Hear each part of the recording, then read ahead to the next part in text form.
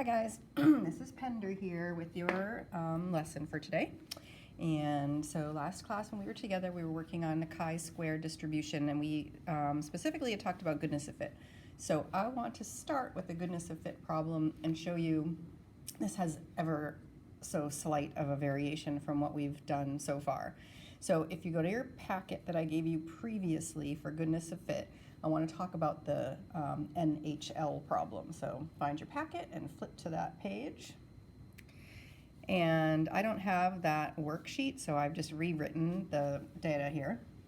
So the idea here is that they've taken these NHL players and they've gotten a random sample and asked them what month they were born in, and here's what the distribution looks like. So clearly we can see that more people in the NHL were born in the months January through March than in the other months, but this is just a sample. And so as usual, the question we're asking is this just like sampling variation, or is there truly a difference here? So the first thing we need to do is calculate the expected values. The problems we've done previously, we were given a distribution in percents and we were able to then calculate the expected counts. This is a little bit different. What we're saying here is the null hypothesis would be that there's no difference among the distribution of birth players quarterly birth dates. So if that was the case, so if we take a look here in this sample, there were, let's see, 52, 62, 72, 80 people in this sample. So if there was no difference in the distribution by quarters, then we would expect there to be an equal number in each quarter. So we would expect 20 in each quarter. So this is the sort of variation I was talking about. Instead of being given a percentage distribution like we were with the M&M's problem, we're being given this fact that perhaps if there were no difference, it would just be an equal distribution. So we're just equally dividing it among the four. The rest of the problem plays out the same. I'll quickly walk through it. You can pause as needed and just make sure that you're able to work through the problem. All right, so for our state, we've got our null and alternative hypothesis. All right. Again, you're pausing and making sure that you can do this and just checking your work. So here's my plan. And this was a random sample. I can assume that there have been more than 800 NHL players, and I can see that all my expected counts are at least 5. So in the do, you can do this on the calculator, or you can calculate the chi-square statistic yourself. It does not matter to me.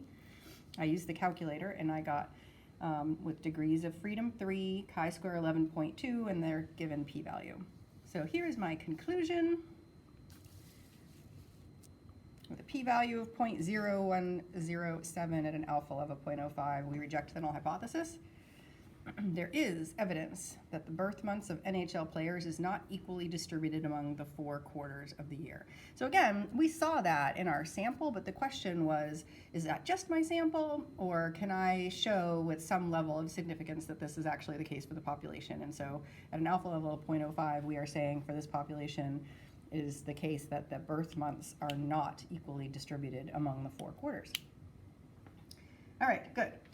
So as I described last class, there's a different type of chi-square test, and we've noticed on the calculator that there's another chi-square option.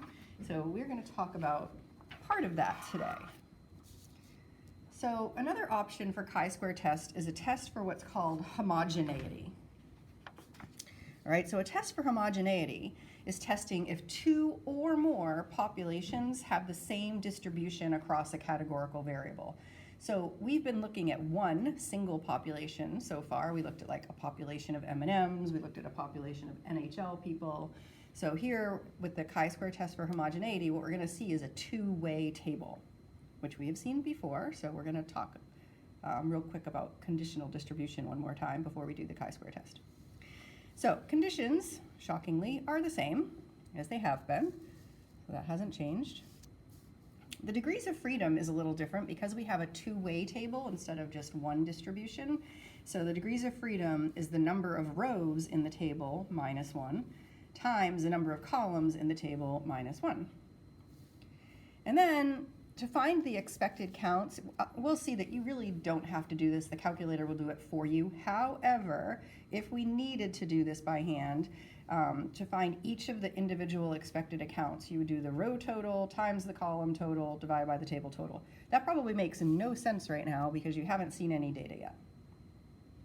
I'll come back to that when we have some data. So again, we have our conditions, we have our degrees of freedom. Let's take a look at what this might look like. Now, if you were here on SAT day, I gave you this packet.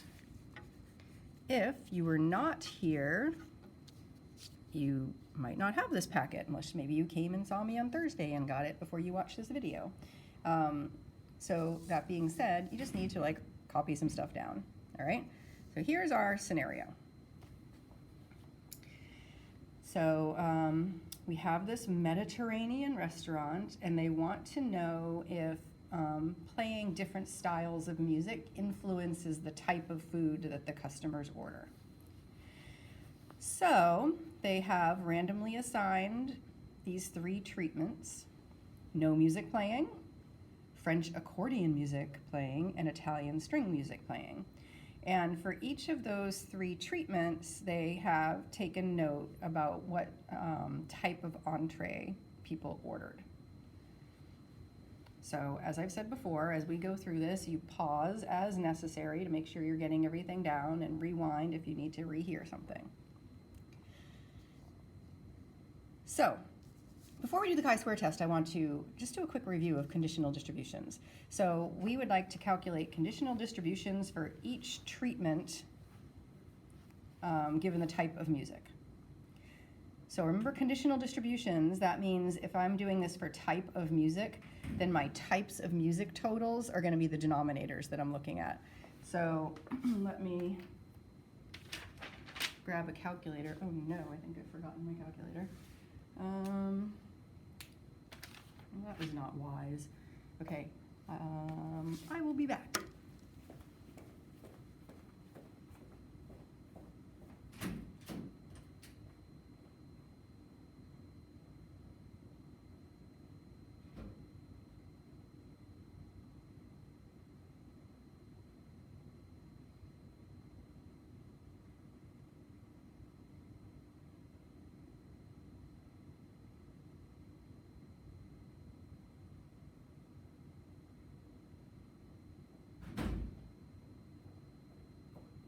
Here I come. I'm almost there.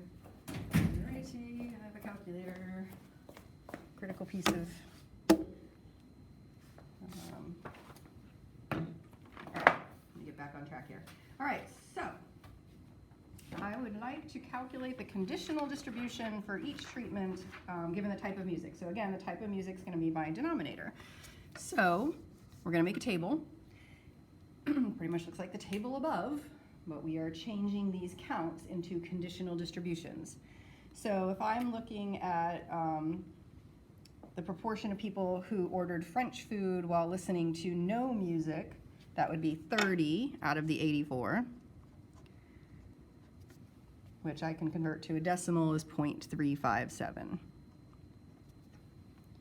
So no music in Italian, excuse me, that's going to be 11 out of 84, etc. And we're going to get the whole table filled in. You can pause and do that now.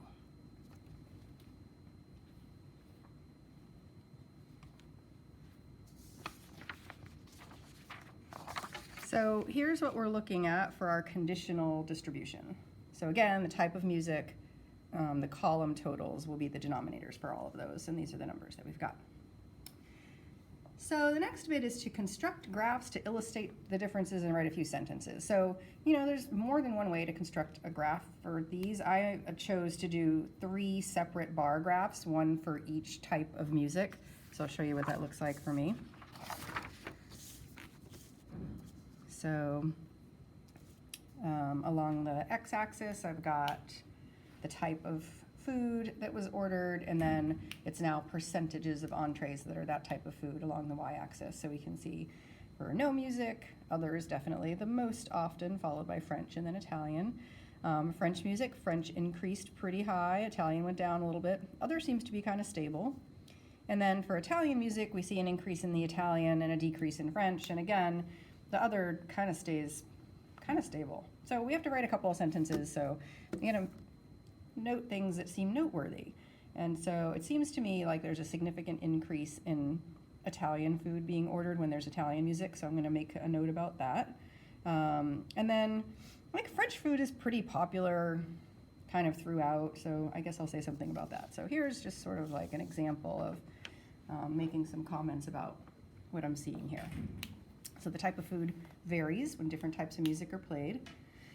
Italian food, not very popular when there's French music, but when you have Italian music, then it's definitely better.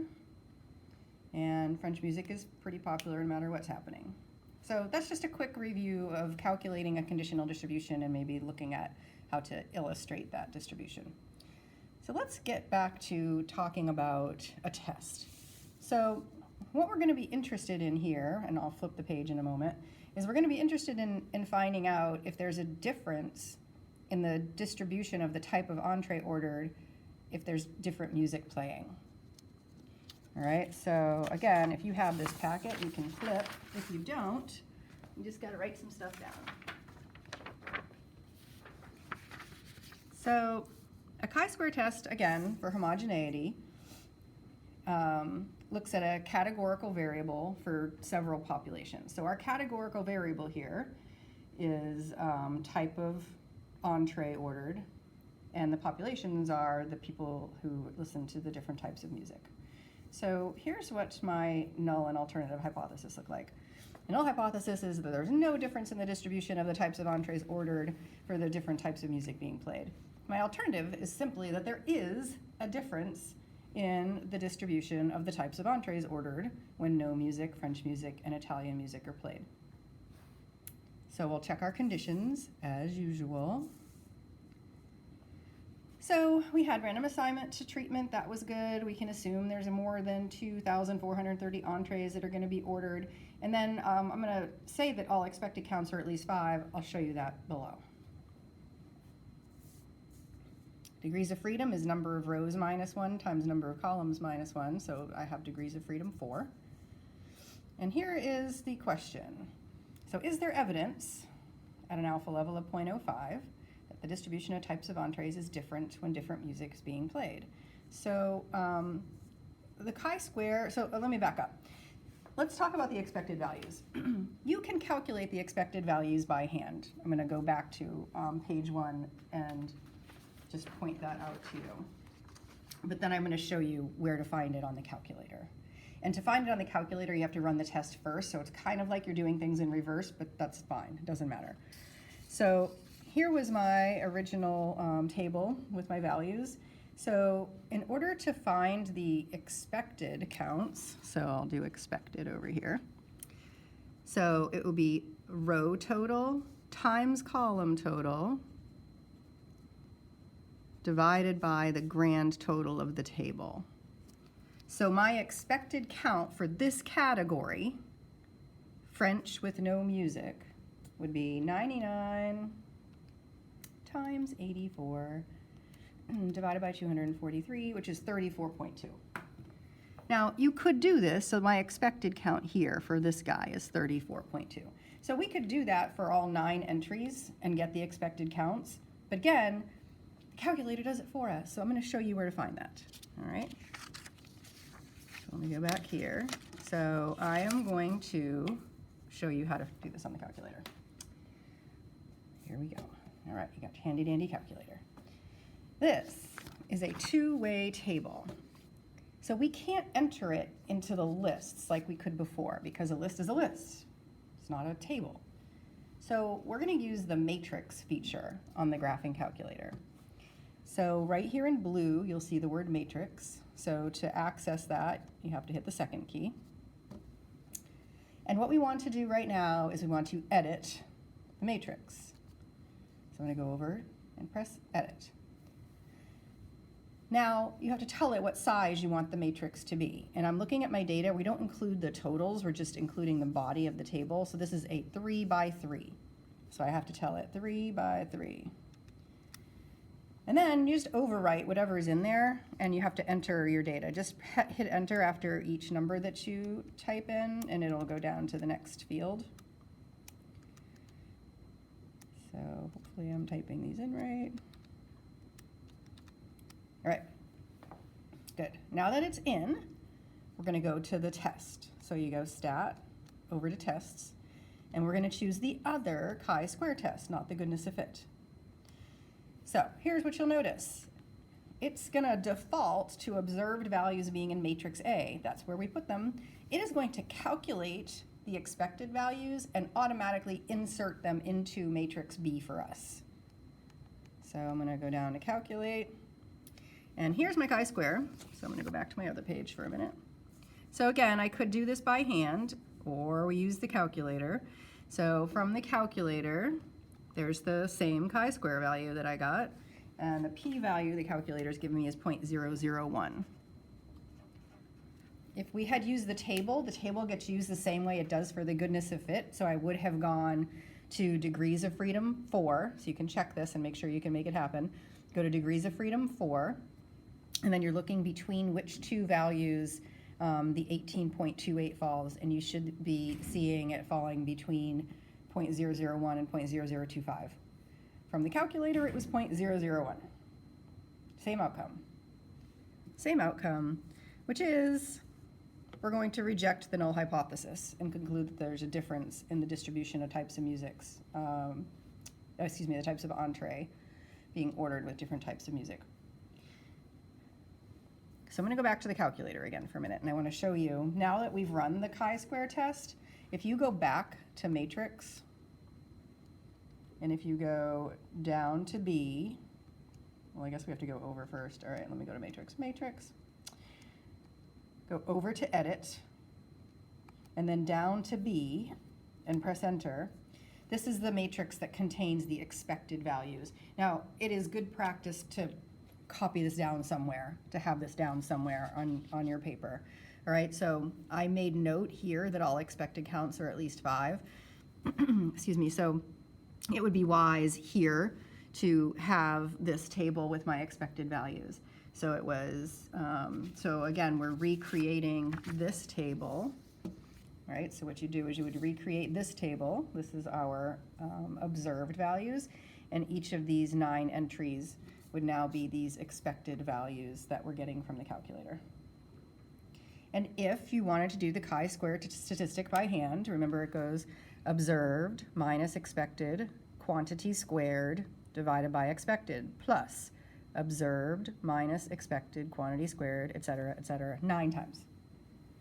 Each of those pieces, remember, are called a component or sometimes called a contributor. The larger the component or contributor, the more it's impacting your p-value. So if we wanted to talk about the components, we'd have to calculate them, right? So you'd have to do each of these pieces. These are my components. This would be component 1, component 2. There'd be 9 of them. And that would allow us to see individually how much each one is adding into this 18.28. So these things together are adding to 18.28. The ones that are the largest are the ones that are driving our decision the most. So they would be the ones that are giving us the most evidence against the null hypothesis in this case. And that is a chi-square test for homogeneity. So again, it's a two-way table. And we are, in our null hypothesis, going to probably say something about the fact that there's not a difference in the distribution of whatever the two things are, versus our alternative, which is that there is a difference. Most of the rest of this should look very familiar because it's very much like what we talked about previously. All right, I've got one more problem for you. So again, if you have the packet, you have this, and if you don't have the packet, you're going to copy it down. Just pause me and copy it down. So here's a new scenario. So let's see, Canada has universal health care, US does not, but for people who have health care, we have more to offer. So the question here is, how do the two systems compare in treating heart attacks? So we've got random samples of some people from the United States and some people from Canada, and they've rated their quality of life relative to what it had been before they had a heart attack.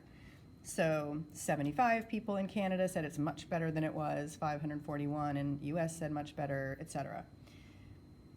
Put these in the graphing calculator into matrix A.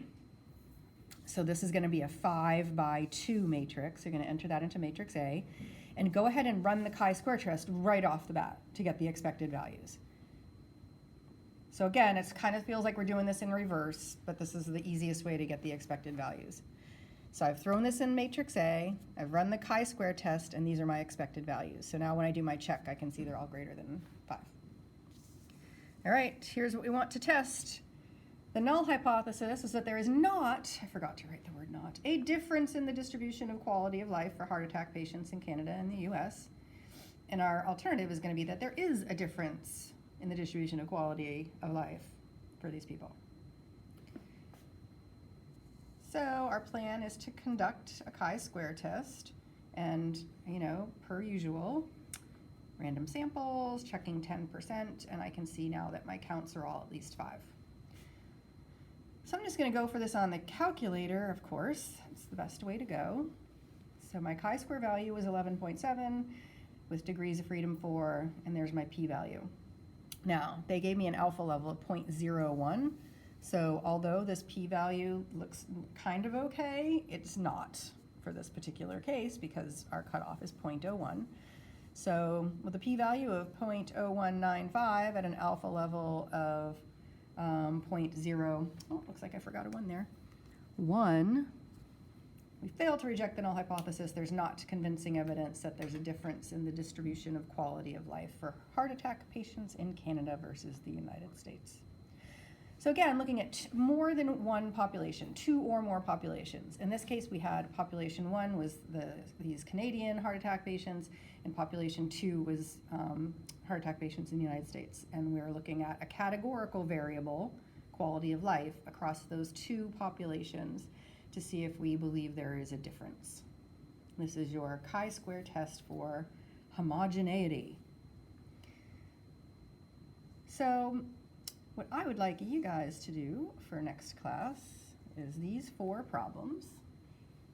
Remember, it's quality over quantity, so do a nice job on the write-up. And we have just a little bit more to say about chi-square tests the next time we are together. All right. Goodbye.